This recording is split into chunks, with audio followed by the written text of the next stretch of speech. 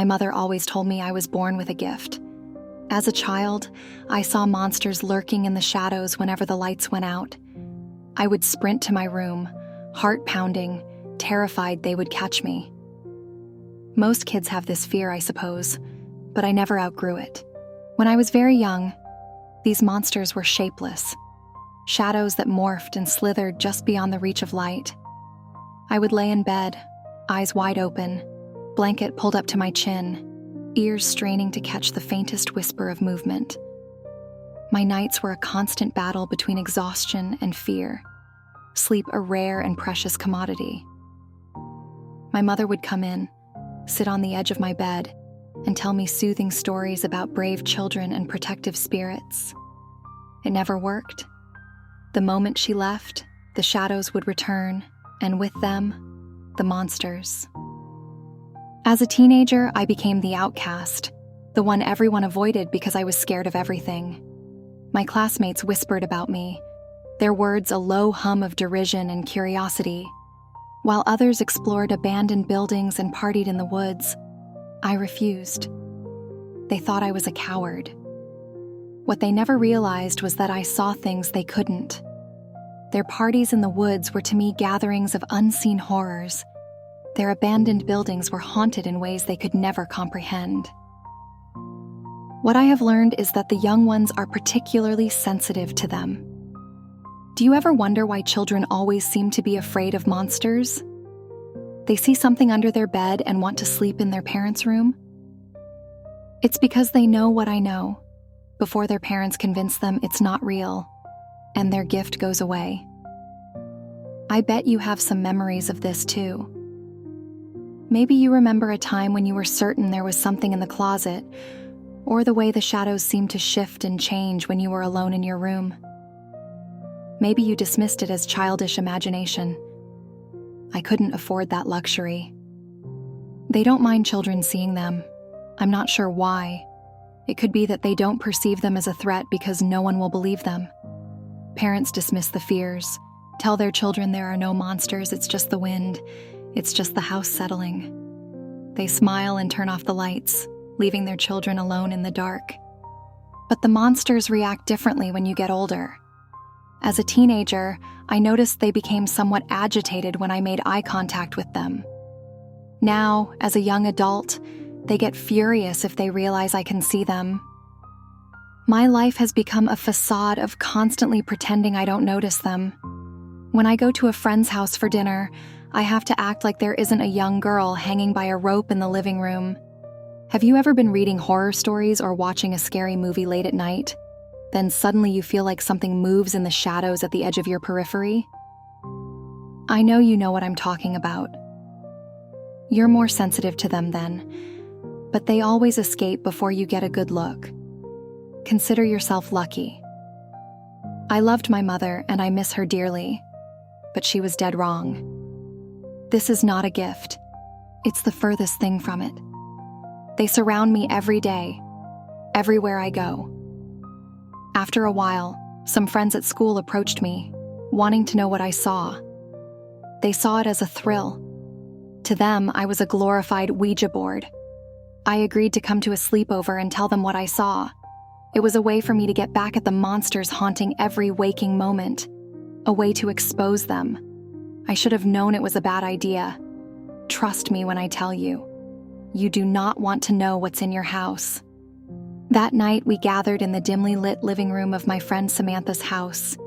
She turned off all the lights and lit some candles, casting a soft, flickering glow that made the shadows dance and twist in the corners of the room. The group of girls sat around me in a semicircle, their pajamas a mix of bright colors and comforting patterns, a contrast to the dark atmosphere that had settled over us. Each of them clutched their pillows, their eyes wide with anticipation, their breaths shallow and quick. The room was silent except for the occasional creak of the house settling and the steady drip of wax from the candles. It felt like the entire world had shrunk down to the circle of light we were sitting in, the darkness outside our only audience. They asked what I saw, their voices barely above whispers, as if speaking too loudly might summon the very things they were curious about. I saw 3 that night. The first was a tall, gaunt woman, her head nearly touching the ceiling. Her presence was overwhelming, like a dark, looming tree. Her long black hair cascaded down, reaching the floor and almost completely obscuring her body. Her eyes were hollow, empty voids that seemed to swallow the light. As I began to describe her, she turned slowly, deliberately, and walked across the back of the room. Her huge feet thudded on the floor with each step, a sound that echoed in the oppressive silence, sending shivers down our spines. The girls' faces blanched, their eyes darting to the spot where I said she stood. The next was a young boy crouched underneath the coffee table. He was small, with a face twisted in fear and pain. His clothes were tattered, and his skin was pale, almost translucent. As I spoke of him, his mouth opened in a silent scream, a scream that seemed to vibrate in the very air around us. His eyes were wide, filled with a terror that was all too familiar to me. He stayed there for a moment, his silent scream lingering before he disappeared into the shadows. The flickering candlelight played tricks on the girls' eyes, making them see the boy where there was nothing but darkness. Finally, there was a man outside the window, his face pressed against the glass. His eyes were dark and piercing, filled with a malevolent intensity. His mouth was twisted into a snarl, revealing teeth that looked sharp and jagged. The more I described him, the angrier his expression became. He didn't just watch us. He stared into us. Slowly, methodically, he began to climb up the side of the house, his movements jerky and unnatural. The sound of his fingers scraping against the window pane was a grating, nails-on chalkboard noise that made everyone flinch. The room's temperature seemed to drop several degrees, the cold seeping into our bones. My friends' faces reflected a growing horror. Their initial excitement had evaporated, replaced by nervous laughter that was thin and strained. They tried to brush it off, to convince themselves and each other that it was just a game, just a story. But their eyes betrayed them. They didn't understand.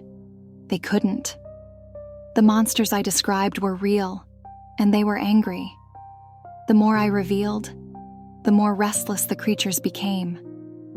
I could feel their hatred, their desire to remain unseen, to continue their existence in the periphery of human awareness. Samantha's lower lip began to tremble, and tears welled up in her eyes. She started to cry, her voice breaking as she spoke. When I was a little girl, I used to hear a thudding noise around my house. I thought it was just my imagination. But now I think I'm hearing it again.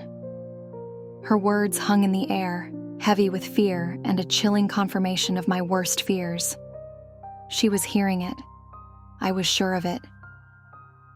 As Samantha's tears flowed, her body shook with quiet sobs.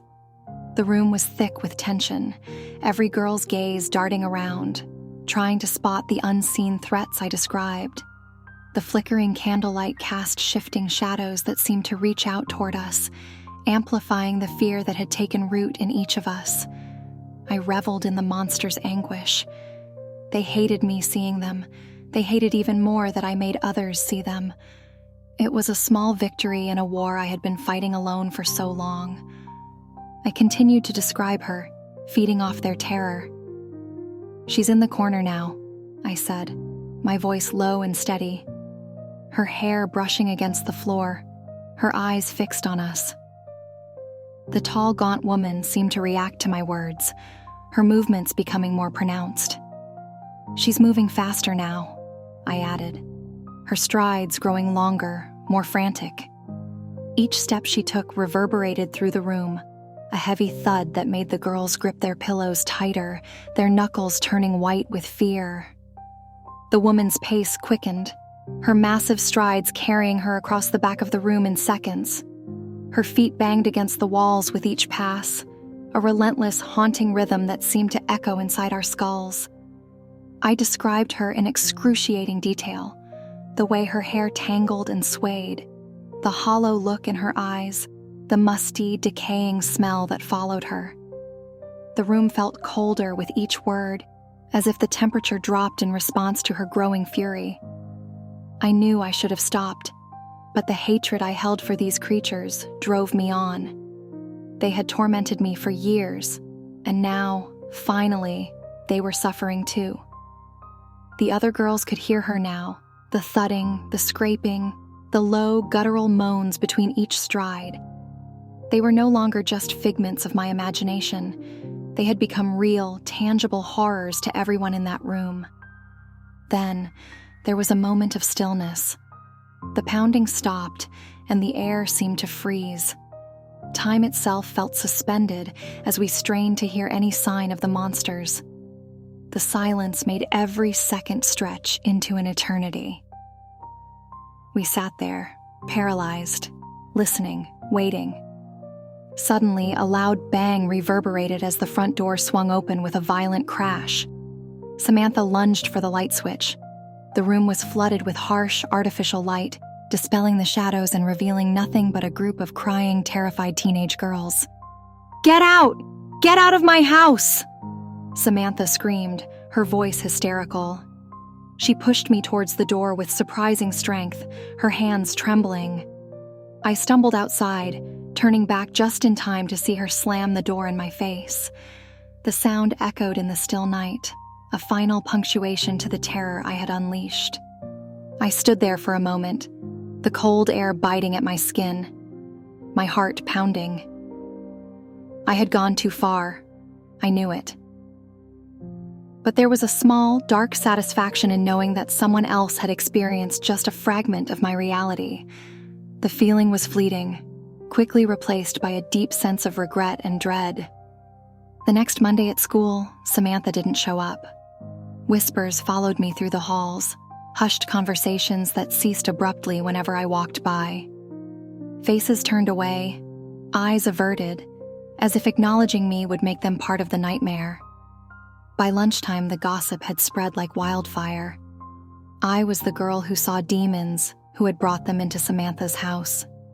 The teachers looked at me with a mixture of concern and suspicion, their whispers almost as loud as the students. After lunch, I was called into the school psychologist's office. The room was warm and cluttered, filled with shelves of books and comfortable chairs. The psychologist was a kind-hearted old man, his eyes gentle behind wire-rimmed glasses. Looking back on it as an adult, I realized he could have probably made a fortune in private practice, but he chose to take half the pay to help kids who really needed it. I respected him for that, but respect didn't stop me from lying. He asked me gentle, probing questions, his voice calm and soothing. "I've heard some stories going around," he began, "about you seeing things. Can you tell me about it?" "No," I replied, my voice steady. "I don't see ghosts. I didn't go to a sleepover. I'm not still afraid of the dark." Each lie was smooth, practiced. I had learned long ago how to hide my reality from the world. I knew better than to tell the truth. Telling the truth would mean more questions, more attention, and possibly even more disbelief. The psychologist leaned back in his chair, his eyes fixed intently on me. "It's important to be honest about what you're experiencing," he said softly. His voice was calm, measured, but there was an underlying intensity in his gaze. Sometimes our minds can play tricks on us, especially when we're scared or stressed. I nodded, my expression carefully neutral. "I understand, but there's nothing to worry about. It's just silly rumors." I was proud of how convincing it sounded even to me. He sighed, a deep, weary sound. He wasn't convinced, but he couldn't push further without more evidence. "All right," he said, his tone casual. Then, "You don't mind if I turn out the lights, do you?" The question hung in the air. He was good. Years of experience had honed his instincts, allowing him to see through the facade I presented. He could tell when children were lying, when they were saying they were okay, when they weren't. His eyes bore into mine, challenging, probing. I had a fleeting moment of doubt, but I pushed it aside. I was confident in my ability to handle whatever appeared. After all, I had been dealing with these entities for as long as I could remember. The room was already dimly lit, the late afternoon sun casting long shadows through the blinds. As he flicked the lights off, the room plunged into near darkness, the weak light from outside doing little to dispel the gloom. My heart sank. The woman from the house was there in the corner. She stood still, her tall, gaunt figure blending into the darkness. Her eyes, deep and hollow, made every hair on my body stand straight up. I fought against the rising tide of fear and emotion, struggling to maintain my composure. "See, there's nothing here," I said. "I'm fine." But I wasn't fine. I really wasn't. You need to understand that these spirits are always confined to the same place. If I saw something in a basement, it was always in that basement. It was never anywhere else. But this woman, this tree woman, had followed me. The realization was a cold, hard knot of fear in my stomach. Her presence here, in this room, shattered everything I thought I knew about the boundaries of their existence. I could feel her anger. My emotions betrayed me. The psychologist was still watching me, his gaze unwavering. He must have seen the fear in my eyes, the slight tremor in my hands. When he flicked the lights back on, tears were streaming down my face. The dam burst. I didn't just cry, I wailed. The sound was raw, primal, a release of years of pent-up fear and anguish. I collapsed to the floor, my body convulsing with sobs. He came over and tried to console me, his hands gentle on my shoulders, his voice soothing. But I was inconsolable. My life had been spent on the edge of a mental breakdown, and through my own stupid actions, I had pushed myself over the edge. The realization that the monsters could follow me, that they could breach the boundaries, was too much to bear. They took me to inpatient mental health and loaded me up with drugs designed to dull my senses and calm my nerves. The fluorescent overhead lights and smell of disinfectant were both sterile and institutional, but somehow I found a modicum of peace here. Art therapy sessions became a refuge, a way to express the darkness inside me. I poured my fear and anguish into my drawings, the images of the monsters taking form on paper. The act of creation was cathartic, a way to externalize the internal horrors that plagued me. Yoga sessions grounded me to the present, and reading groups helped me express my thoughts. Most importantly, the lights were always somewhat on. Despite the circumstances, I actually made friends with a lot of the other girls. We bonded over our shared experiences, our struggles and fears. In a strange way, these friendships felt more genuine, more solid than any I had in regular life. We jokingly called the place our grippy sock jail, on account of us all having to wear socks so we didn't strangle ourselves with shoelaces.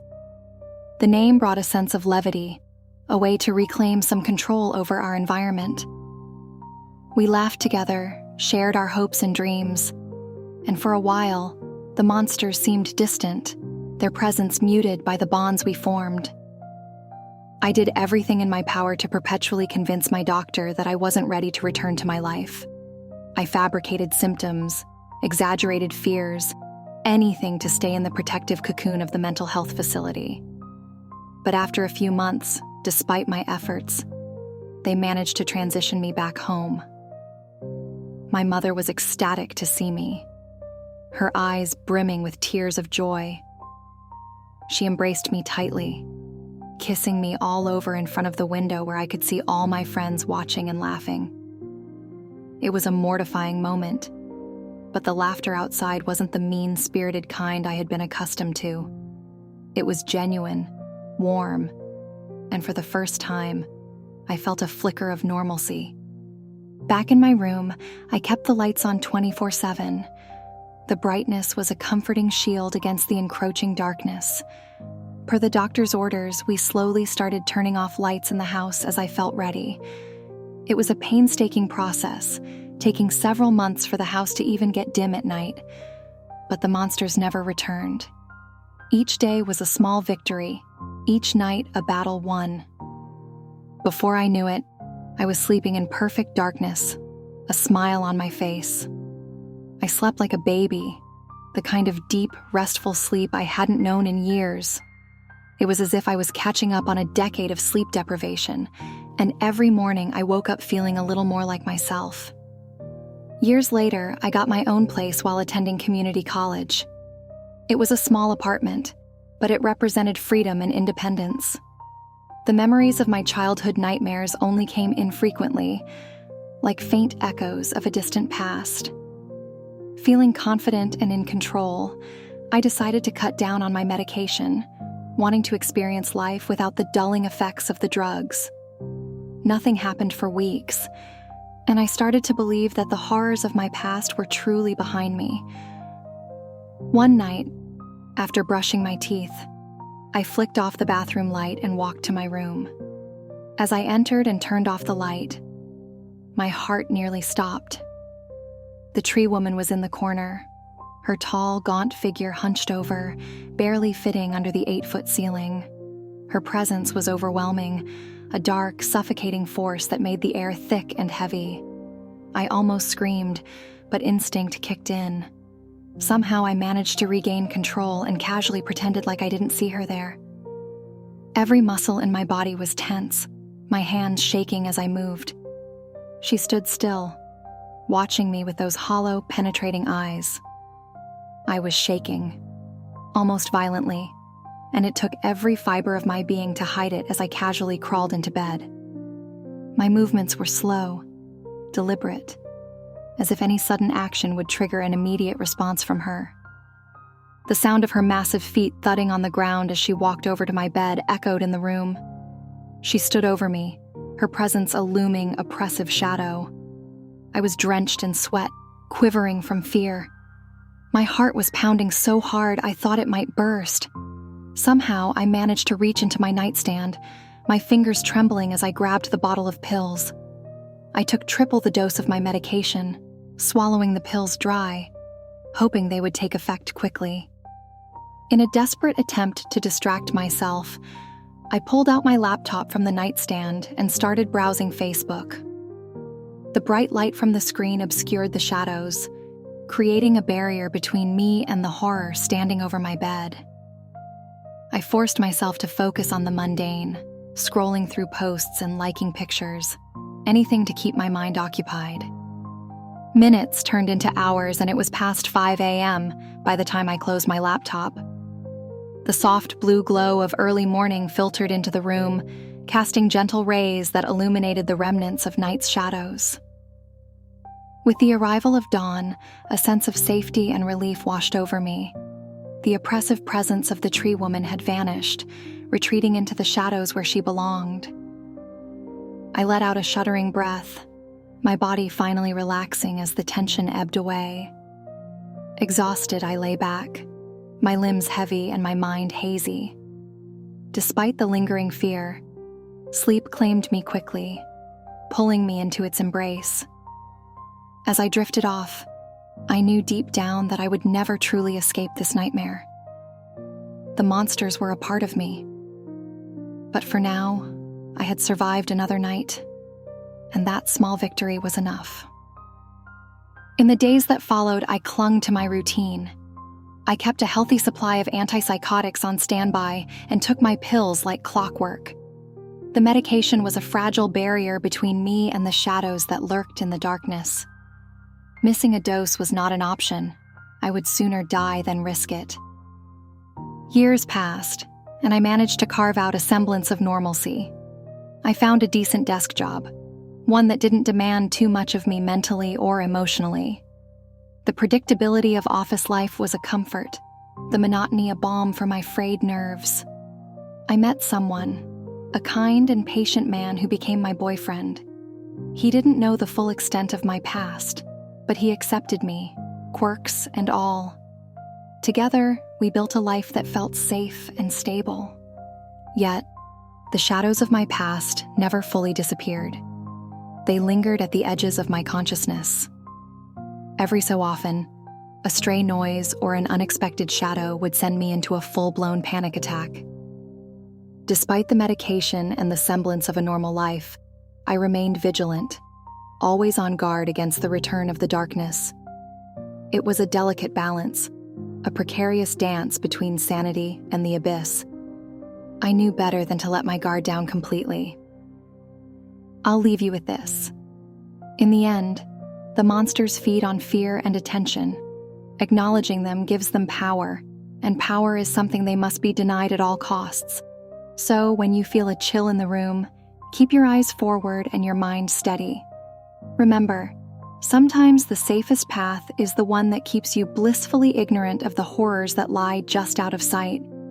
If you find yourself up late one night and you see something out of the corner of your eye, just laugh it off. Don't turn your gaze to it, and don't go looking for things you'd rather not find. When you feel that chill creep up the back of your neck, whatever you do, do not gaze into the darkness.